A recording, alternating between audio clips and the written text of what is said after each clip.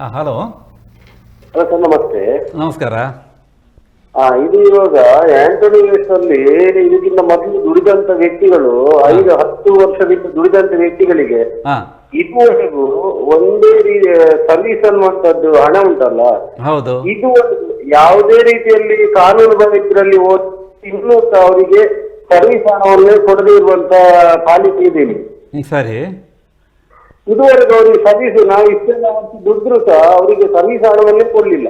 ಓಹೋ 10 ವರ್ಷದಿಂದ ದುಡಿದಿದ್ದಾರೆ. ಆ ವ್ಯಕ್ತಿಗಳಿಗೆ ಇದುವರೆಗೂ ಆಂಟೋನಿ ಇಂದ ಪಾಲಿಕೆ ನಾವು ಕೋರ್ಟ್ ಅಲ್ಲಿ ಸಹ ಹಾಕಿದ್ದೇವೆ, ಎಲ್ಲ ಮಾಡಿದ್ರು, ಅವರ ಸರ್ವಿಸ್ ಹಣವನ್ನು ಇದುವರೆಗೂ ಕೊಡ್ಲಿಲ್ಲ. ಇವಾಗ ವರ್ಷದಲ್ಲಿ 21 ರಜೆ ಅಂತ ಹೇಳಿದೆ, ರಜೆ ಸಂಬಳವನ್ನು ಸಹ ಇದುವರೆಗೂ ಪಾಲಿಕೆಯಲ್ಲಿ ಕೇಳಿದ್ರೆ ನೀವು ಅಲ್ಲಿ ಹೋಗಿ ಅವ್ರ ಹತ್ರ ಕೇಳಿ ಇವ್ರ ಹತ್ರ ಕೇಳಿ ಅಂತ ಹೇಳ್ತಾ ಇದ್ದಾರೆ ಹೊರತು ನಮ್ಗೆ ಒಂದು ಸರ್ಕಾರ ವೀಕೆಂಡ್ ಬಂದು ಇರೋದು ಇಲ್ಲ. ನಮ್ಗೆ ಸರ್ಕಾರಿ ಸಂಬಳ ಅಂತಿಲ್ಲ, ಅದನ್ನು ಸಹ ಇನ್ನೂ ಯಾವುದೇ ಪೌರ ಕಾರ್ಮಿಕರಿಗಾಗಲಿ ಚಾಲಕರಿಗೆ ಆಗಲಿ ಇದುವರೆಗೂ ಕೊಡ್ಲಿಲ್ಲ. 2014ರಲ್ಲಿ ಆಗಿರುವಂತ ಇದು 2014 ಅಂದ್ರೆ 10-12 ವರ್ಷ ಆಗ್ತಾ ಬಂತಲ್ಲ. ಆ ಚಿತ್ರದಲ್ಲಿ ಬಂದಂತ ಕಂತನ್ನು ಇದುವರೆಗೂ ಕೊಟ್ಟಿಲ್ಲ. ಇದೊಂದು ಅವರ ಸರ್ಕಾರದ ಗಮನಕ್ಕೆ ನಾವು ತರಬೇಕಾದಂತ ಅನಿವಾರ್ಯತೆ. ಸರ್ಕಾರದ ಗಮನಕ್ಕೆ ನಾವು ಎಲ್ಲ ರೀತಿಯಲ್ಲಿ ಚರ್ಚೆ ಮಾಡಿದ್ದೇವೆ, ಅವರಿಗೆ ಪತ್ರ ಬರೆದಿದ್ದೇವೆ, ವಿಷಯ ಕೇಳಿದ್ದೇವೆ. ಇಲ್ಲಿ ಪಾಲಿಕೆ ಬಂದ್ರೆ ಇದು ಬಂದಿಲ್ಲ, ಈ ಗ್ರೂಪ್ ದರ್ಜೆ ಓ ಗ್ರೂಪ್ ದರ್ಜೆ ಅಂತ ಹೇಳ್ತಾರೆ. ಈ ದರ್ಜೆ ಯಾವ್ದು ಓ ದರ್ಜೆ ಯಾವ್ದು ನಮ್ದು ಅವ್ರಿಗೆ ಪಾಲಿಕೆಯಲ್ಲಿ ಇರುವಂತವ್ರಿಗೆ ಗೊತ್ತಿಲ್ಲ. ಇರ್ಲಿ, ಮಾಧ್ಯಮದ ಮೂಲಕ ನೀವೊಂದು ನೆನಪು ಮಾಡಿದ್ದೀರಿ, ಆ ಮಾಹಿತಿಯನ್ನು ತಲುಪಿಸ್ತೇವೆ. ಅಂದರೆ ಕಾರ್ಯಕ್ರಮದಲ್ಲಿ ಈಗ ನೇರ ಪ್ರಸಾರ ಮತ್ತು ಎಲ್ಲರೂ ನೋಡ್ತಾ ಇದ್ದಾರೆ ಈ ಕಾರ್ಯಕ್ರಮವನ್ನು. ಈ ಮಾಹಿತಿ ಖಂಡಿತವಾಗಿ ಅವರಿಗೆ ಹೋಗ್ತದೆ. ಜೊತೆಗೆ ಇವರ ಜೊತೆನೂ ಮಾತಾಡ್ತೇವೆ, ಅಣ್ಣಪ್ಪ ಮತ್ತು ನಾರಾಯಣ ಶೆಟ್ಟಿ ಅವರ ಜೊತೆ. ಇವಾಗ ಆಂಟೋನಿ ವೇಸ್ಟ್ ಹೋದ ನಂತರ ಪರ್ಚೇಸ್ ಮಾಡಿ ಎಲ್ಲ ಲೇಬರ್ಸ್ ಡ್ರೈವರ್ಸ್ ಇಟ್ಟಿದ್ದಾರೆ. ಇವಾಗ ಟೆಂಡರ್ ವರ್ಷಕ್ಕೊಂದೊಂದು ಟೆಂಡರ್ ಬರ್ತಾ ಇದ್ರೆ ಆ ವ್ಯಕ್ತಿಗಳಿಗೆ ವರ್ಷಕ್ಕೊಬ್ಬ ಟೆಂಡರ್ ಬಂದ್ರು ಸಹ ESI ಪ್ರೊವಿಷನ್ ಇನ್ನೂ ಸಿಗ್ತಾ ಇಲ್ಲ. ವರ್ಷಕ್ಕೊಂದು ಟೆಂಡರ್ ಬಂದ್ರೆ ನಾವು ಹೊಸದಾಗಿ ESI ಎಂಟ್ರಿ ಆಗಿದ್ದಾಗ್ತದೆ. ಖಂಡಿತ ನಮ್ಗೆ ಯಾವುದೇ ಸ್ಪೆಷಾಲಿಟಿ ಸಿಗ್ತಾ ಇಲ್ಲ. ಯಾವುದೇ ಸೌಲಭ್ಯಗಳಿಲ್ಲ, ಯಾವ್ದು ಇಲ್ಲ ನಮ್ಗೆ. ಇರ್ಲಿ ನಾವು ಹೊಸದಾಗಿ ನಾವು ಈ ಸಲ ಬಂದ್ರೆ ನಮ್ಗೆ ಇದೆ ಇಲ್ಲಿ. ಅದೇ ವಿಚಾರವನ್ನು ಇವರ ಜೊತೆ ಮಾತಾಡ್ತಿದ್ದೇವೆ. ಧನ್ಯವಾದಗಳು, ಮಾಹಿತಿಗೆ ಧನ್ಯವಾದಗಳು. ನೋಡಿ, ನನಗೆ ಏನು ಹೇಳಬೇಕು ಅಂತ ಗೊತ್ತಾಗ್ತಿಲ್ಲ. ಎಲ್ಲವೂ ಇಲ್ಲಗಳೇ ಅಲ್ವಾ? ಎಲ್ಲವೂ ಇಲ್ಲಗಳ ಒಂದು ದೊಡ್ಡ ಸರಮಾಲೆ, ದೊಡ್ಡ ಒಂದು ಪಟ್ಟಿ. ಇಲ್ಲ, ಅದಿಲ್ಲ, ಇದಿಲ್ಲ. ಮತ್ತೆ ಏನು ಮಾಡ್ತಾರೆ ಅವರು? ಇರುವುದೇ ಒಂದು ಸರ್, ಅವರಿಗೆ ಇರುವಂಥದ್ದೇ ಒಂದು ಭದ್ರತೆ ಅಂತ ಹೇಳಿದರೆ ESI ಇರುವಂಥದ್ದು. ಸರಿ. ESI ಅನ್ನು ಕೂಡ ಸರಿಯಾಗಿ ಈಗ ಸರ್ಕಾರ ಕಾರ್ಮಿಕ ಇಲಾಖೆ ಏನೀಗ ಸ್ಟ್ರಿಕ್ಟ್ ಮಾಡಿತ್ತು, ಈಗ ಒಂದು ESI ಅನ್ನು 15 ತಾರೀಕಿಗೆ ಕಟ್ಟುವಂತ ಒಂದು ಕೆಲಸವನ್ನು ಮಾಡ್ತಾ ಇದ್ದಾರೆ. ಆರೋಗ್ಯ ಸಮಸ್ಯೆ ಬಂದಾಗ ಒಂದು ಇರಲಿ ಅಂತ. ಹೌದು. ಹಾಗೆ ಇದ್ರೂ ಕೂಡ ಈ ಪೇಚಾನ್ ಕಾರ್ಡ್ ಅಥವಾ ESI ಕಾರ್ಡ್ ಇದನ್ನು ಇಲ್ಲಿವರೆಗೂ ಕೆಲವರಿಗೆ ಕೊಟ್ಟಿದ್ದಾರೆ, ಕೆಲವರಿಗೆ ಇನ್ನು ಡ್ರೈವರ್ಸ್ಗೆ ಯಾರೂ ಇಲ್ಲ. ಕೆಲವು ನೇರ ಪಾವತಿಗೆ ಒಂದು 200 ಜನರಿಗೆ ಕೊಟ್ಟಿದ್ದಾರೆ, ಇನ್ನು ಕೆಲವರಿಗೆ ಇಲ್ಲ, ಕೊಡ್ಲಿಲ್ಲ. ಕರೆ ನೋಡೋಣ. ಹಲೋ. ಹಲೋ ಸರ್, ನಮಸ್ತೆ. ನಮಸ್ಕಾರ ಸರ್. ವಿಷಯ ಏನಂತಂದ್ರೆ, ಈಗ ನಮ್ಗೆ ಪೌರ ಕಾರ್ಮಿಕರಾಗಿ ಕೆಲಸ ಮಾಡ್ತಾ ಇದ್ದೇವೆ ಸರ್ ನಾವು. ಸರಿ.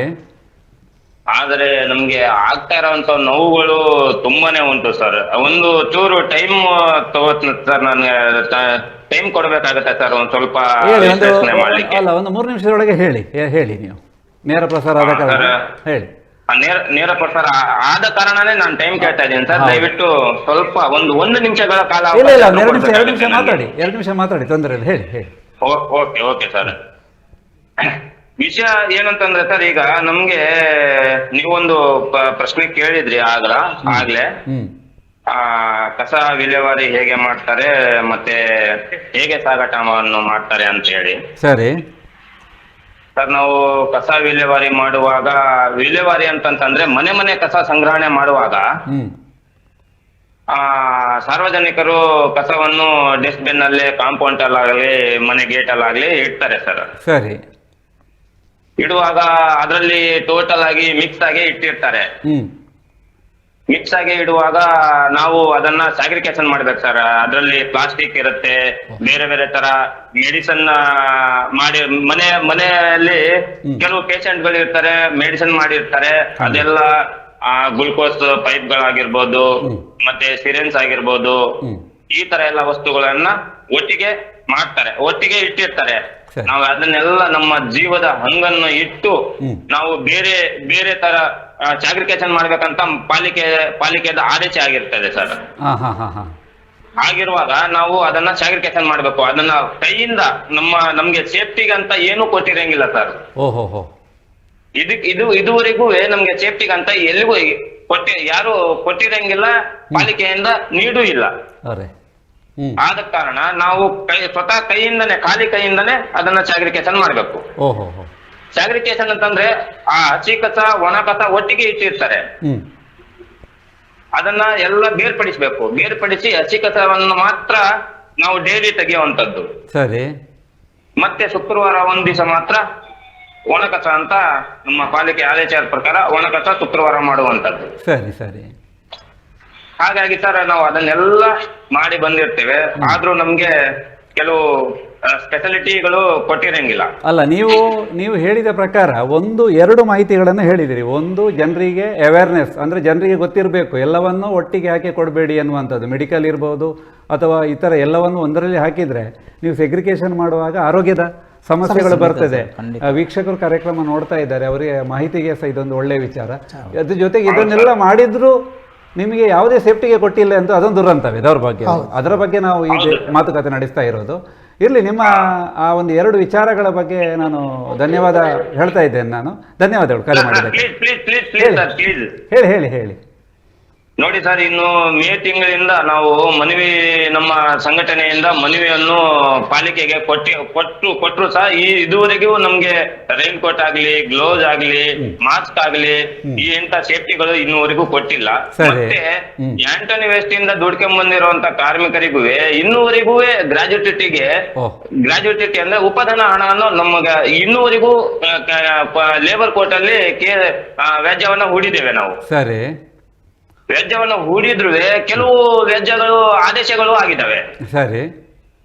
ವ್ಯಾಜ್ಯಗಳು ಆದೇಶ ಆಗಿ ಅಂದ್ರೆ ಡಿಲೇ ಚಾರ್ಜ್ಗೆ ನಾವು ಹಾಕಿದೀವಿ ಸರ್. ಅಂದ್ರೆ ತಡವಾಗಿ ವೇತನವನ್ನು ಹಾಕಿರೋದ ಕಾರಣ ನಮ್ಗೆ ಸರಿಯಾದ ಟೈಮ್ ಅಲ್ಲಿ ಸಿಗದೆ ಇರೋ ಕಾರಣ ನಾವು ವ್ಯಾಜ್ಯವನ್ನ ಹೂಡಿದ್ವಿ. ಅದರ ಪ್ರಕಾರ ಒಂದು ಆದೇಶ ಆಗಿದೆ. ಆ ಆದೇಶ ಸಮೇತ DLC ಕೋರ್ಟ್ ಅಲ್ಲಿ ಹಾಕಿದಾಗ ಆದೇಶ ಆಗಿದೆ. ಆ ಆದೇಶ ಆದ್ರೂ ಒಂದು 30 ದಿನಗಳಲ್ಲಿ ಇವರಿಗೆ ಹಣ ಪಾವತಿ ಮಾಡಬೇಕು ಅಂತ ಹೇಳ್ಬಿಟ್ಟು ಕೋರ್ಟ್ ಆದೇಶ ನೀಡಿದ್ರು, ಇನ್ನುವರೆಗೂ ನೀಡಿಲ್ಲ. ಮತ್ತೆ DLC ಕೋರ್ಟ್ ಇಂದ ರಿಕವರಿಗೆ ನಮ್ಮ ಜಿಲ್ಲಾಧಿಕಾರಿ ಅವರಿಗೆ ರಿಕವರಿಗೂ ಸಹ ಹಾಕಿದ್ದಾರೆ. ಆದ್ರೂ ಇದನ್ನ ಗಮನ ಹರಿಸಿದ್ದೇನೆ, ನಮ್ಗೆ ವಿಳಂಬ ಮಾಡ್ತಾ ಇರೋದು ತುಂಬಾ ಆತಂಕಕಾರಿ ಸರ್. ಸರಿ ಸರ್, ನಿಮ್ಮ ಆತಂಕಕಾರಿಗೂ ಸಹ ಆಘಾತಕಾರಿಗೂ ಸರ್. ಅಲ್ಲ, ನಿಮ್ಮ ನೋವನ್ನ ಹೇಳಿದಿರಿ, ಕೆಲವು ಸಲಹೆಗಳು ಮತ್ತು ನಿಮ್ಮ ನೋವನ್ನ ನೀವು ಹೇಳಿದ್ದೀರಿ ಕಾರ್ಯಕ್ರಮದ ಮೂಲಕ. ಧನ್ಯವಾದಗಳು ಕರೆ ಮಾಡಿದ್ದಕ್ಕಾಗಿ. ಬಹಳ ವಿಚಾರಗಳನ್ನು ಹೇಳಿದ್ರು. ಧನ್ಯವಾದ.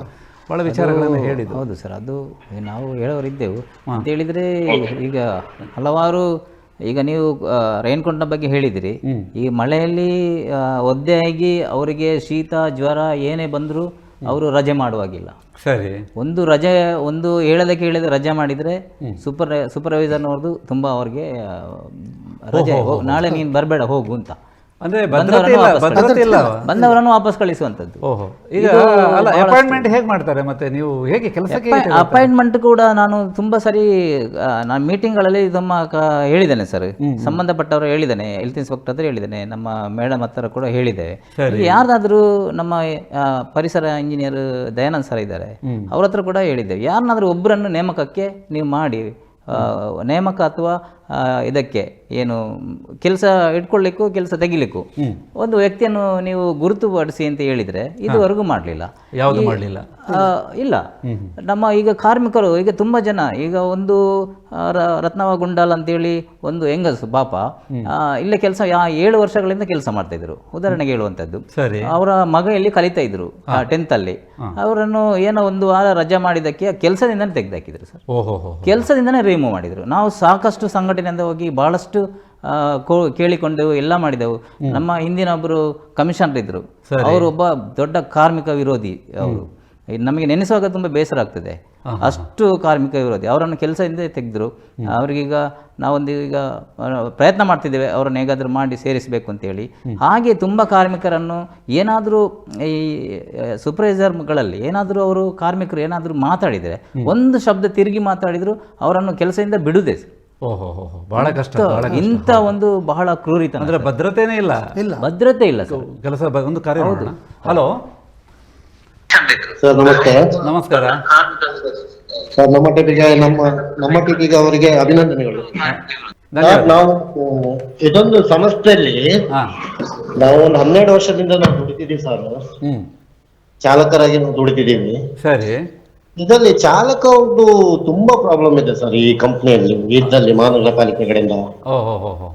ಯಾಕಂತ ಹೇಳಿದ್ರೆ ಗಾಡಿಗಳು ನಾವು ಓಡಿಸ್ತೇವೆ, ನಮಗೆ ಯಾವುದೋ ಒಂದು ಭದ್ರತೆ ಇಲ್ಲ. ಇದರಲ್ಲಿ ಮುಖ್ಯವಾಗಿ ಏನಂತ ಹೇಳಿದ್ರೆ ಸರ್, ನಮ್ಗೆ ಭದ್ರತೆ ಇಲ್ಲ, ಯಾವುದು ಕೂಡ ಯಾವುದೇ ಭದ್ರತೆಗಳಿಲ್ಲ. ಸರಿ. ಯಾವುದೇ ಭದ್ರತೆ ಕೂಡ ಇಲ್ಲ. ಗಾಡಿ ಎಲ್ಲರೂ ತಾಗಿದ್ರೆ, ಅಕಸ್ಮಾತ್ ಆಗಿ ತಾಗಿದ್ರೆ, ಏನಾದ್ರು ಒಂದು ಲೇಬರ್ಗಳು ಏನಾದ್ರು ಬಿದ್ರೆ, ಅದು ಪ್ರತಿಯೊಂದು ಕೂಡ ಚಾಲಕರ ನೋಡ್ಬೇಕು. ಅಟ್ಲೀಸ್ಟ್ ಒಂದು ಚಿಕ್ಕದೊಂದು ಪಂಚರ್ ಆದ್ರೆ ಕೂಡ ಗಾಡಿ, ಅದು ಚಾಲಕರೇ ಬರೆಸಿ ಆ ಪಂಚರ್ ಅನ್ನು ಹಾಕ್ಬೇಕು. ಅದು ನಿಮ್ಮ ಸಂಬಳದ ನಿಮ್ಮ ಖರ್ಚಿನಲ್ಲಿ ನೀವು ಮಾಡ್ಕೊಳ್ಬೇಕು. ನಮ್ಮ ಖರ್ಚಿನಲ್ಲಿ ನಾವು ಮಾಡ್ಬೇಕು. ಅಂತ ಸಮಸ್ಯೆಗಳು ಇದರಲ್ಲಿ ತುಂಬಾ ಸಮಸ್ಯೆಗಳಿದ್ದಾರೆ. ಆಮೇಲೆ ಯಾವುದೇ ಒಂದು ಇದ್ರಲ್ಲಿ ಈಗ ನೋಡಿ, ಈಗ ಒಂದು ಅಟ್ಲೀಸ್ಟ್ ಒಂದು ವಾಚ್ಮೆನ್ ಕೆಲಸ ಮಾಡಿದ್ರು ಕೂಡ ಅವನಿಗೆ ಒಂದು ವಾಚ್ಮೆನ್ ಅಂತ ಒಂದು ಐಡಿ ಇರುತ್ತೆ. ಹೌದು ಹೌದು. ನಮ್ಗೆ ಅದು ಕೂಡ ಇಲ್ಲ. ಗುರುತಿಸುವಿಕೆ ಐಡಿಯಾ ಇಲ್ಲ ನಿಮಗೆ ಏನು ಅಂತ? ಯಾವುದು ಇಲ್ಲ. ಒಂದು ವೇಳೆ ಹಿಂಗಡೆಯಿಂದ ಬಂದು ಯಾರು ಗುದ್ದಿದ್ರು ಕೂಡ, ಮುಂದ್ಗಡೆಯಿಂದ ಬಂದು ಯಾರು ಹೊಡೆದಿದ್ರು ಕೂಡ ಅದಕ್ಕೆ ಚಾಲಕರೇ ಹೊಣೆ. ಈಗ ಕೆಲಸದ ಸಂದರ್ಭದಲ್ಲಿ ಅವಘಡ ಆದ್ರೆ ಏನ್ ಮಾಡೋದು ಮತ್ತೆ? ಅವಘಡ ಆದ್ರೆ ಅದೇ ಕೂಡ ನಾವು ಅದೇ ಹೇಳ್ತೀವಿ, ಯಾರು ಕೂಡ ಬರುದಿಲ್ಲ ಹತ್ರ. ಯಾರು ಕೂಡ ಒಂದು ಹತ್ರ ಬರುದಿಲ್ಲ. ಬಹಳ ಕಷ್ಟ. ಮಾತಾಡ್ತೇನೆ ನಾನು ಇವ್ರ ಜೊತೆ. ಧನ್ಯವಾದಗಳು ಕರೆ ಮಾಡಿದ್ದಕ್ಕಾಗಿ. ಅಲ್ಲ, ಅದೇ ವಿಚಾರ ಕೇಳಬೇಕು. ಅವರು ಹೇಳಿದಾಗೆ ವಿಚಾರ ಸತ್ಯ ಇದೆ ಸರ್. ನಾನು ಇದರ ಈ ಹಿಂದೆ ಸುಮಾರು ಒಂದು 5-6 ವರ್ಷಗಳಿಂದ ಈ ಒಂದು ವಿಚಾರವನ್ನು, ಈಗ ನಮ್ಮ SBIಯಲ್ಲಿ 1,000 ಕಾರ್ಪೊರೇಷನ್ಗೆ ದೊಡ್ಡ ವಿಚಾರ ಏನಲ್ಲ ಸರ್. ತುಂಬಾ ಸರಿ ನಾನು DC ಮೀಟಿಂಗ್ ಅಲ್ಲಿ ಕೂಡ ನಾನು ಇದನ್ನು ಪ್ರಸ್ತಾಪ ಮಾಡಿದೆ. 1,000 ರೂಪಾಯಿ ಅವರ ಅಕೌಂಟಿಗೆ ಹಾಕಿದ್ರೆ, ಆದರೆ ಅದರಲ್ಲಿ 1,000 ಕಟ್ಟಿ ಇನ್ಸೂರೆನ್ಸ್ ಮಾಡಿದ್ರೆ, ಏನಾದ್ರೂ ಈ ರೀತಿ ಅವಘಡಗಳಾದಾಗ ಅವರ ಫ್ಯಾಮಿಲಿಗೆ ಒಂದು 20 ಲಕ್ಷ ಹಣ ಸಿಗ್ತದೆ ಸರ್. ಇದನ್ನು ನಾನು ನಮ್ಮ ಮುಲ್ಲೈ ಮಗ್ಲಾನ್ DC ಅವರು ಇದ್ದಾಗ ಕೂಡ ತಿಳಿಸಿದ್ದೇನೆ. ಮೊನ್ನೆ ನಮ್ಮ ಕಮಿಷನರ್ ಬಂದು ಮೀಟಿಂಗ್ ಮಾಡಿದ್ರು, ಅವರು ಕೂಡ ಈ ವಿಚಾರ ತಿಳಿಸಿದೆ. ಅದಕ್ಕೆ ಬೇರೆ ಬೇರೆ ಇದು ಏನು ಪ್ರಧಾನಮಂತ್ರಿ ಅವರದ್ದು ಇನ್ಸೂರೆನ್ಸ್ ಇದೆ, ಅದರ ಬಗ್ಗೆ ಎಲ್ಲ ಹೇಳಿದ್ರು. ಅದು ಎಲ್ಲರ ಹತ್ರ ಇದೆ, ಈಗ ಅಕೌಂಟ್ ಮಾಡಿದವ್ರ ಹತ್ರ ಎಲ್ಲರ ಹತ್ರ ಇದೆ. ನಮಗೆ ಬೇಕಾದದ್ದು ಭದ್ರತೆ. ಇದರಲ್ಲಿ ಇರುವಂತದ್ದು ESI ಒಂದು ಮಾತ್ರ ಸಿಗುವಂತದ್ದು ಸರ್, ಅದೇ ಒಂದು ಭದ್ರತೆ. ಆಕ್ಸಿಡೆಂಟ್ ಆಗ್ಬಿಟ್ರೆ ಹೌದು, ಅದಕ್ಕೆ ಆಕ್ಸಿಡೆಂಟ್ ಇನ್ಶೂರೆನ್ಸ್ ಅಂತ ಏನಿಲ್ವಾ? ಮಾಡಿ ಯಾವುದೂ ಇಲ್ಲ ಸರ್, ಮಾಡಿಲ್ಲ. ನಾನು ಈ ಬಹಳ ವರ್ಷಗಳಿಂದ ನಾನು ಇದನ್ನೊಂದು ಉಲ್ಲೇಖ ಮಾಡಿದ್ದೆ. ಆದರೂ ಅದನ್ನು ಉಲ್ಲೇಖ ಮಾಡ್ತಾನೆ ಇದ್ದೇನೆ. ಇನ್ನೂ ಕೂಡ ಒಂದು ಇಷ್ಟು ದೊಡ್ಡ ಒಂದು ಕಾರ್ಪೊರೇಷನ್ಗೆ ಒಂದು 150 ಜನ ಒಂದು ಏನು ಚಾಲಕರಿದ್ದಾರೆ, ಚಾಲಕರಿಗೆ 1.5 ಲಕ್ಷ ಹೋಗ್ಬೋದು ಸರ್ ಲೆಕ್ಕಾಚಾರ ಹಾಕಿದರೆ. ಅವರ ಒಂದು ಫ್ಯಾಮಿಲಿ ನೋಡಿ, ಏನಾದರೂ ತುಂಬಾ ಉಡುಪಿಯಲ್ಲಿ ತುಂಬಾ ಇದೇ ರೀತಿಯ ಸಮಸ್ಯೆಗಳಾಗಿತ್ತು. ಡ್ರೈವರ್ನವರು 2 ಜನ ಡೆತ್ ಆಗಿದ್ದಾರೆ ಸರ್. ಯಾವುದೇ ಭದ್ರತೆ ಇಲ್ಲ.